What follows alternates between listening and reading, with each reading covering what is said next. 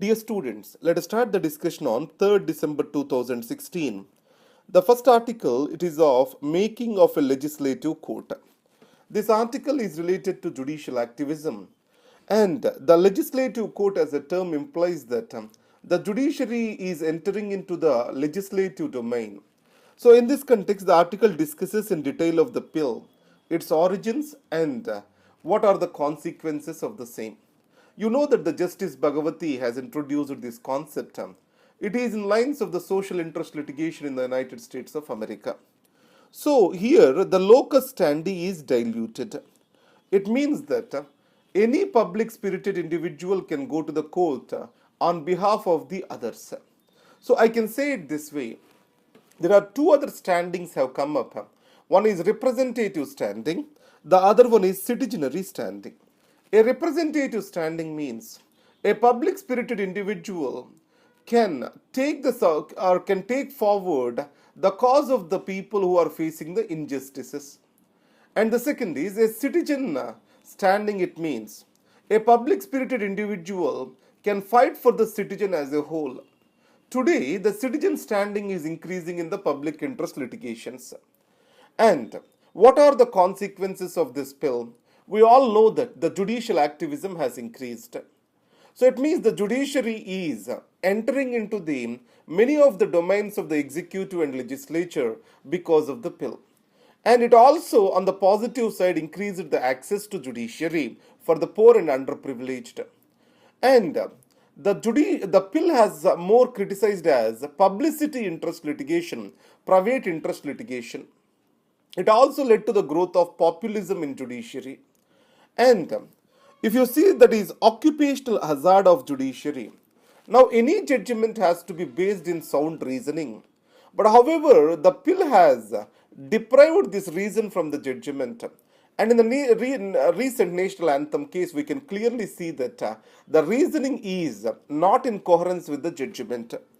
And it has led to one of the positive aspects being said is the bill has led to the expansion of the rights of the citizens.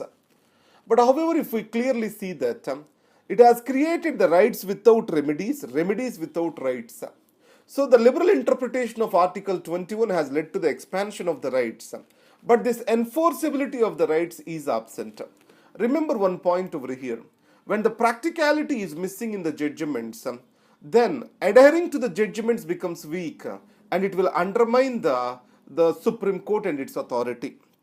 And further to this, if you see the balance in our constitution between fundamental rights, DPSP, and fundamental duties, the balance appears to be shifting away because of the bill.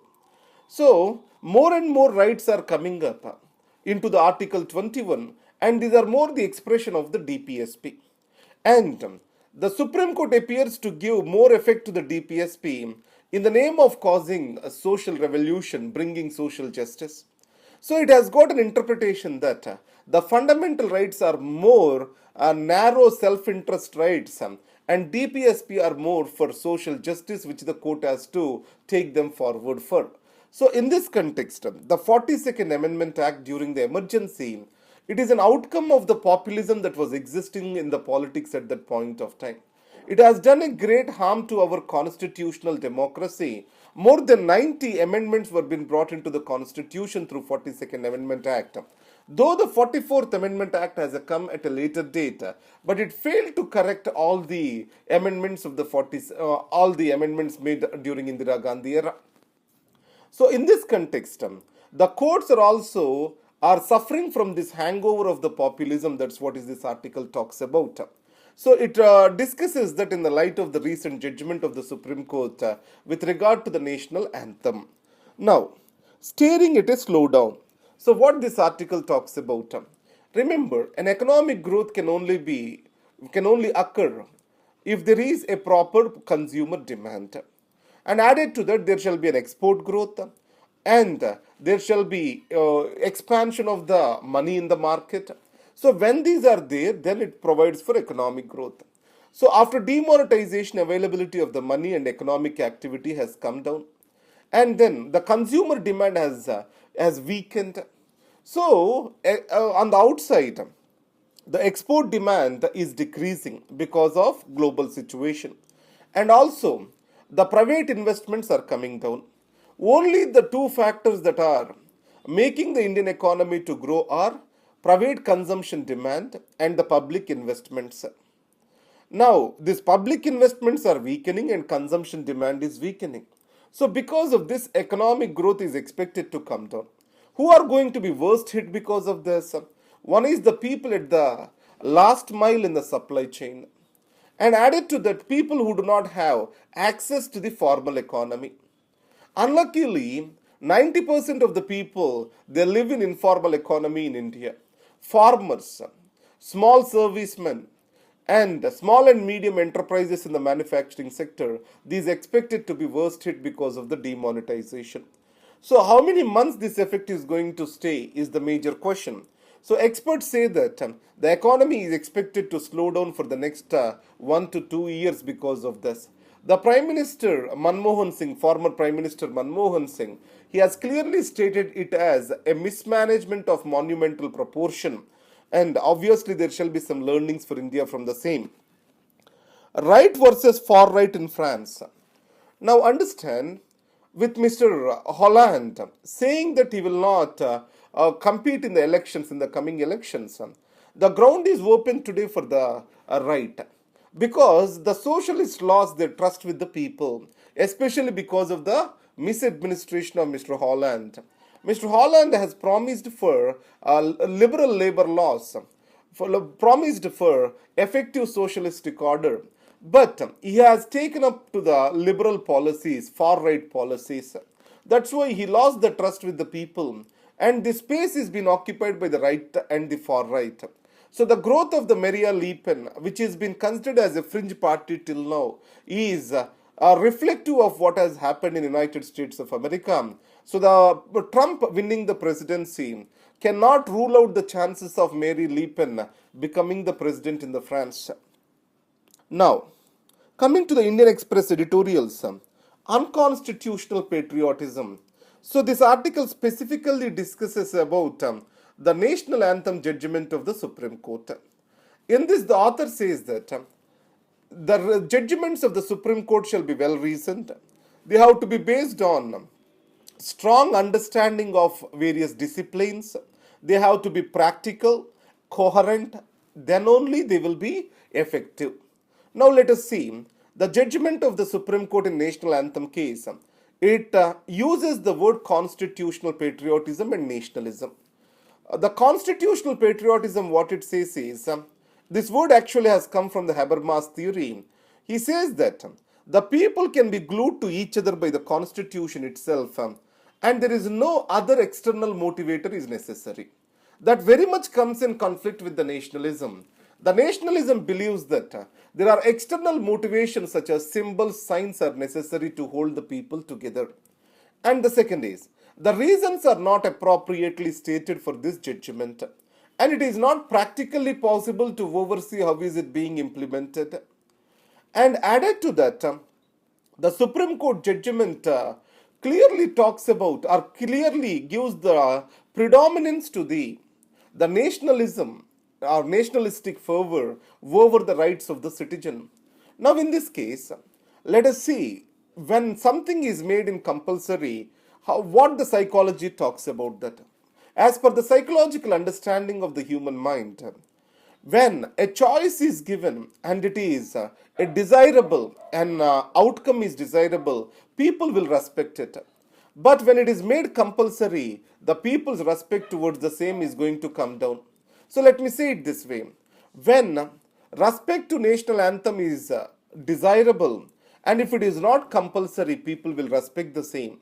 On the other hand, if it is made compulsory, people will construct as limitation of their choice, and their respect to it may come down. So these are the arguments he does with regard to this judgment. But however, the Supreme Court more and more getting involved with impractical decisions make the governments not to follow the same, people not to follow the same. So recently we have seen in various judgments, Kaveri judgment, how the Karnataka has reacted to it. So then it will undermine the authority of the Supreme Court. And then conspiracy politics. So it is about recent Mamata Banerjee's statement about deploying the army at the various checkposts in West Bengal. So I want to get you directly to the statement here.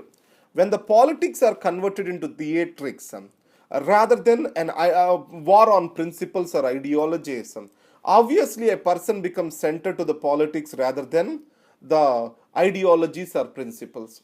Unluckily, today in India, the politics have become theatrics. Either with Kejriwal, Mamata Banerjee, Prime Minister Modi, the politics shall be fought on principles rather than on persons. Cracks on show. It explains about the situation in Nepal. Now, in Nepal, it is an ethnically diverse country, a culturally and ethnically diverse nation. So, reconciling between different ethnicities, majority and minority, different groups, it is very difficult exercise. Now, in such a situation, an ideological magnanimity, maturity of the politics, and strong institutions are necessary. The three appears to be missing in the case of Nepal. So, the political party shall create proper political climate in the country for the reconciliation to take shape and for the institutions to work properly to reconciliate among the people. And this very political climate is missing. And the far right parties are talking about anti Indianism. And in this context, India shall keep itself away from the constitutional exercise. Now, if you see, around 50% of the population are the Madhesis, but they occupy 20% of the land. Their demands for proportional representation, provincial integrity for them, is been undermined and opposed by the hill people.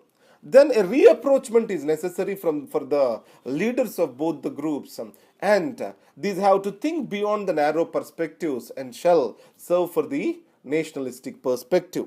Our wider national interest has to be the guiding force over here. That only can solve the problems of Nepal.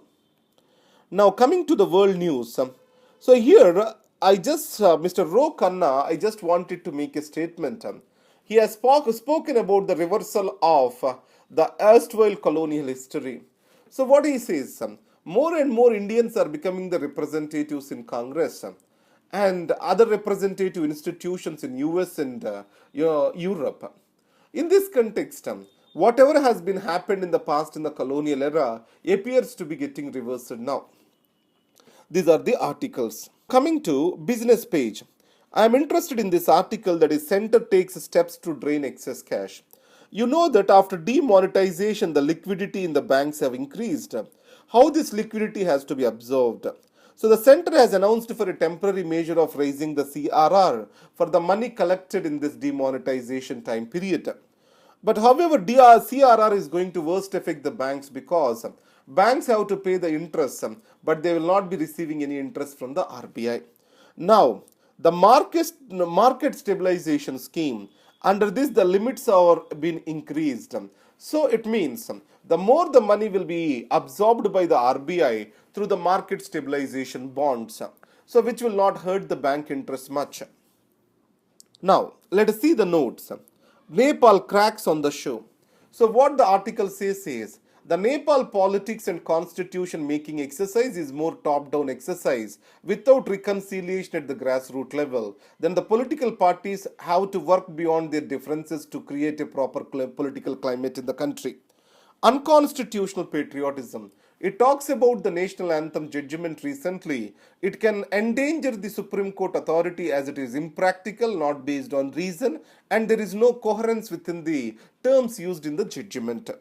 And regulating lightly, sorry, I forgot to discuss this article. Now, the digital economy is bound to boom in India as the cashless payments have become the motto of the government.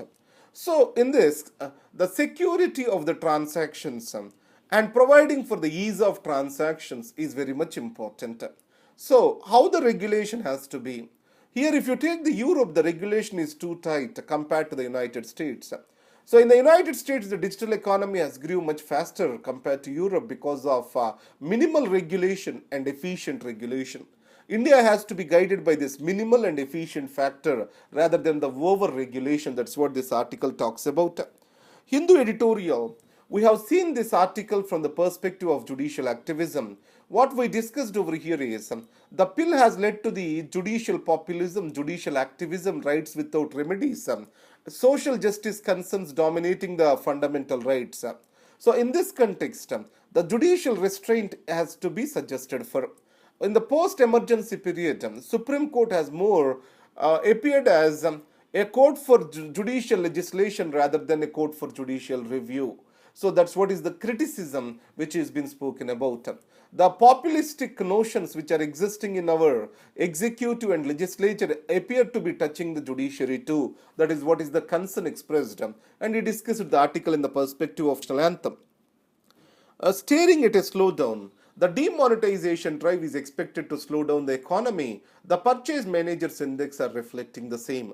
So this is the article for discussion today. One more thing is, so I am posing a question at the end. On Sunday, I will make the modal answers, or else I will discuss the answers for these questions, how to present the same. The ease of presentation will be discussed on Sunday. And again, if you have any doubts with regard to the articles, etc., you can post them on likes.in/civilsprep. And you can also request for the questions posted on Insights on India for how it has to be written or how it has to be discussed. And along with this, some people I saw them posting answers. I have a limitation of time to correct those answers, and sorry and excuse me for the same. So I feel bad when you request me to correct the answers and I don't find time to do the same.